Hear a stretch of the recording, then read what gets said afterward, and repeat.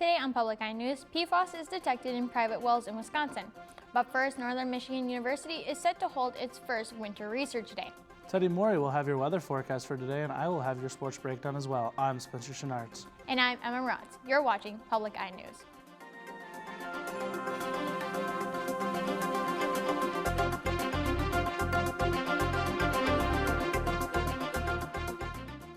Northern Michigan University is hosting the very first Winter Research Day on February 19th.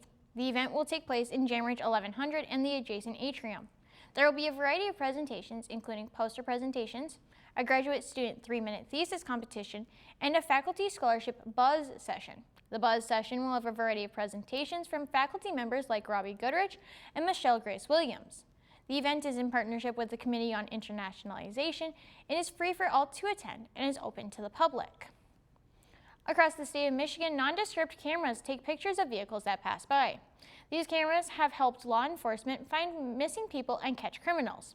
However, people are recently talking about how it infringes on privacy and how data can be shared well beyond state lines. The cameras, mainly under contract with Flock Safety of Atlanta, have had cities like Ferndale back out of their contracts and are coming up with different ways to read license plates. Other counties are considering getting their own license plate readers to help locate stolen vehicles, bust human trafficking rings, and stop rapes, especially when their law enforcement resources may be less abundant. Michigan Attorney General Dana Nessel has filed an amended complaint in her lawsuit against the Trump administration over its declaration of national energy emergency. The lawsuit challenges a 2025 executive order, and amended filing now adds the U.S. Department of Interior as the defendant, according to Nessel's office. The administration has used the emergency declaration to bypass federal environmental laws in order to speed up energy products, including fossil fuel development. The complaint also claims the order has been used to slow or block wind and solar energy products, despite what the state says is no actual energy emergency. Nessel says the administration's actions undermine environmental protections and federal law, and her office plans to continue challenging what it calls illegal actions tied to the order.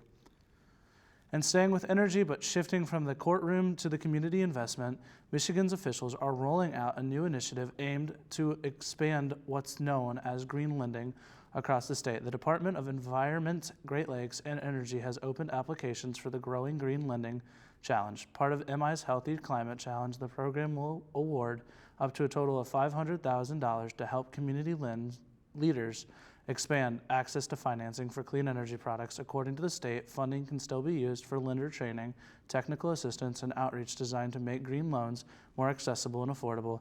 State officials say the goal is to help local lenders unlock capital for clean energy while supporting Michigan's broader climate and energy goals.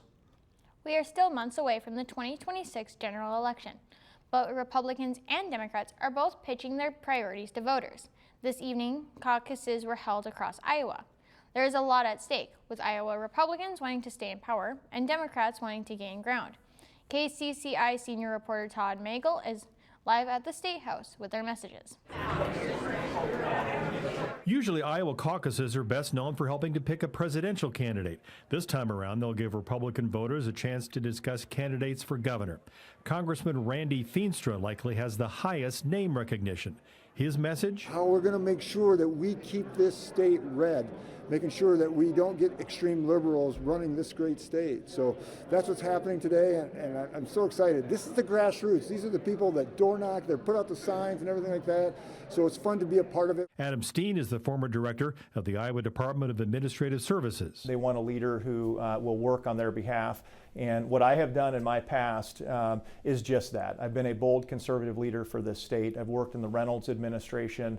I was a business owner for 18 years. So I've got a history of problem solving. I've got a history of stewarding the taxpayer dollars. Eddie Andrews has been a state representative from Johnston for the past 6 years. You have to have someone who's not just a strong conservative, but you have to have someone who appeals to all Iowans. And I'm the only person, not only with the experience, but the only person in the Iowa legislature, either the House or the Senate, who is a Republican who went in a blue district. And so they keep electing me because they know I keep my word. Brad Sherman is also a former state lawmaker. I got a very broad range of experience, everywhere from blue collar work to legislative experience to grassroots politics. And that's another strength of mine. that I think I have much more than the other candidates is the amount of grassroots work I've done, county chair, caucus leader, organizing county conventions, going all with the national convention, all that's volunteer work. And, even before I ever thought I would run for office, I was involved in that. And Zach Lane is a farmer and businessman from Belle Plaine. For the Lane for Governor campaign, it's about keeping our kids in Iowa. It's about saving our family farms. It's about making our education, our public education, #1 in the nation again. It's about solving the cancer crisis in the state of Iowa. So that's what we're out here doing. And our representatives across the state are out there talking about that same message. We call it the message of putting Iowa first. Now over to Spencer with your Public Eye Sports Report.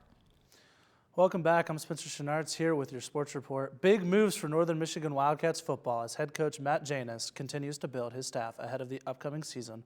The Wildcats have added 4 new assistant coaches, bringing fresh energy and experience to the program. Cade Garcia will work with the wide receivers. Kyle Krezek takes over the defensive line. Zach Metkier will coach the offensive line, and Isaiah Powell Major joins the staff, coaching the defensive backs. Janus says the new additions strengthen player development, recruiting, and overall growth as the program continues to move forward. A strong offseason step for NMU football as the Wildcats prepare for the next chapter in Marquette. What a weekend for Northern Michigan Wildcats hockey with highs and lows in their series against Benjamin State. On Friday night, the Wildcats came out strong. Freshman goaltender Oliver Ashton was outstanding, stopping 38 shots and earning his first collegiate shutout in a 2-0 win. The Wildcats battled in front of the net and delivered a statement performance. Saturday told a different story. Benjamin State controlled the pace and pulled away for a 7-1 victory. Northern Michigan did score on the power play with a goal from Caden Galt, but the Beavers kept momentum the rest of the night, even earning an ejection from one of their players. 2 very different outcomes, but plenty of effort and energy to build on moving forward. Huge recognition for Northern Michigan Wildcats men basketball as junior forward Dylan Keel has been named to the Trevor Hudgens Award Top 25 watch list. The honor places Keel among the top players in the Division II basketball and highlights the impact he has made this season. Keel's scoring consistency and leadership have been key for the Wildcats through the competitive schedule. As Northern Michigan continues to push attention, we'll stay on Keel as he builds on a season that has already earned national recognition. That is all I have for Sports Breakdown. Now don't touch the dial. We'll be right back with national news shortly after the break. In this episode, basketball superstars Chris Paul and Brittany Griner uncovered their roots. So you just read the names of your 5th great-grandparents. Dang. What do you think that was like for Marie, finally to get her freedom? That's a story I can be proud of. If you was to make this into a feature film, you would look at it like that's not true. Did you think we'd get back this far this quickly? Honestly, I'm like shook right now.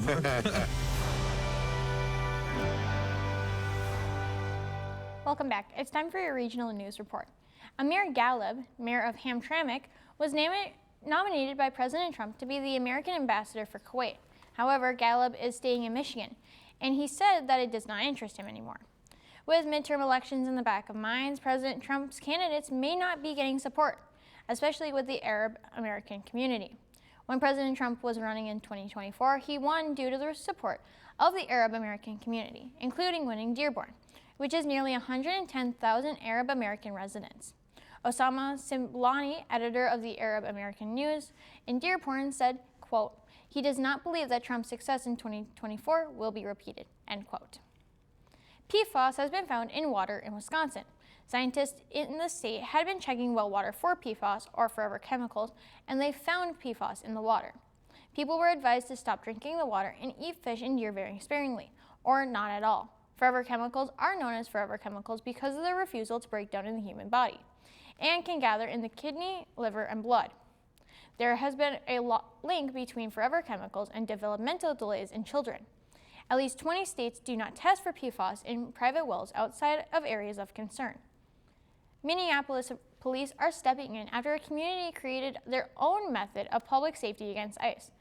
WCCO's News Uba Ali tells us more. At this roundabout at 34th and 17th, flames burn as people stand guard. We are literally creating a place that we know who's coming and going in and out of our neighborhoods. In the middle of the road at 32nd and Cedar Avenue, a makeshift roadblock turned this intersection into a roundabout. Cars slowed as drivers noticed, some honked, others asked questions, and one man brought food for the people standing watch. Hi, sir. Thank you so much. How did it make you feel just seeing a community checkpoint in your neighborhood? Well, you know, it felt fine. I don't have any trouble with folks helping out. Wade Haynes has been standing at this corner twice a day for one reason: to stand up against ICE activity and keep his community safe. He chose this corner. Others chose this intersection. It's kind of inspiring. It's like, wow, okay. We've got folks out there who are kind of taking care of us, looking out for us. That's good. But Minneapolis police stepped in, clearing the roadblock and restoring flow of traffic. Honestly, I'm kind of sad about it. Still, residents say the roadblock was necessary. We need to keep our neighbors safe, so we will be doing this again. Now it's time for your Public Eye Weather Report. Hi, I'm Teddy Morey here with your Public Eye Weather Report. And there we go. We have the NMU roof cam, and as you can see, it is still snowing. You can see it coming down, so it is still very snowy here on campus. Looking at the weather of the Upper Peninsula, up in Houghton, it is 15 degrees and snowing. It is also snowing in Ironwood at 16 degrees.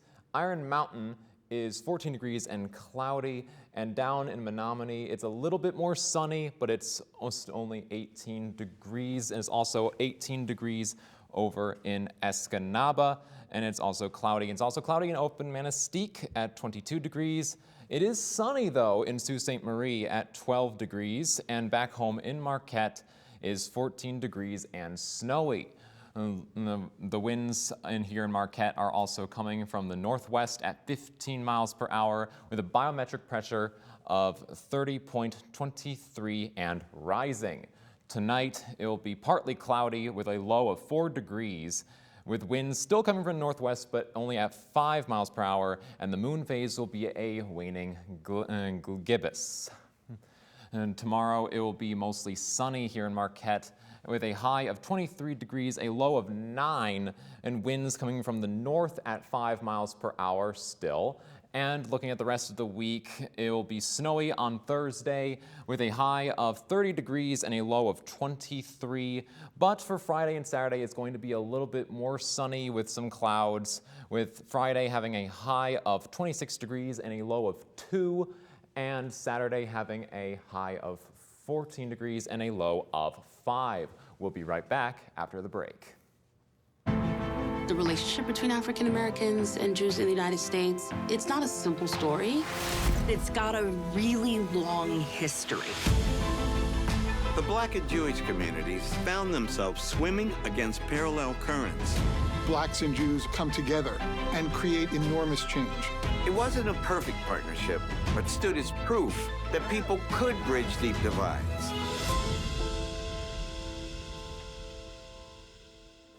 Welcome back. I actually am super excited about the weather recently. Dude, the weather's been awesome. I hear you have another story for us. I do. Coming up in community events, the Senior Support Series continues with Dance Zone at the museum on Wednesday, February 4th at 1:30 p.m. at the Marquette Regional History Center. The free class is open to all abilities and focuses on movement, social connection, and well-being.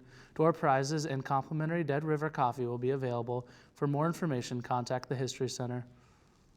That sounds like a really cool event. I've actually never danced before, so I think I might stop by. Are you going to? I don't think so. I got some things going on Wednesday. That's my busiest days. But yeah. And that's all the time we have here at Public Eye News. I'm Emma Rotz. I was Patricia Schnartz. And we'll see you tomorrow.